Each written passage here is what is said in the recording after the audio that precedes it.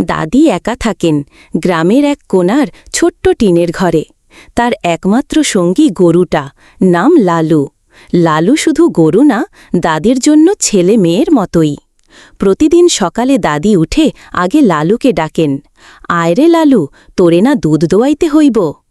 লালু ঘাড় নেড়ে কাছে আসে, যেন বোঝে সব কথা। দাদি নিজে দুধ দোয়ান, একটু গরম করে 1 কাপ দুধ খান, আর বাকি দুধ বিক্রি করে চলে তার সংসার। নাতি মাঝে মাঝে গ্রামে এলে মজা করে বলে, দাদি, তোমার আসল সাথী তো লালুই। দাদি হাসেন, বলেন, মানুষ সবাই ছেড়ে গেছে রে, লালুই এখন আমার আপন।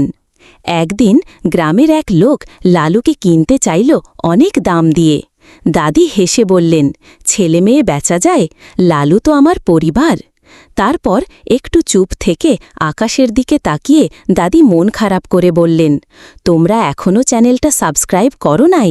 লালুর তো কত আশা ছিল রে।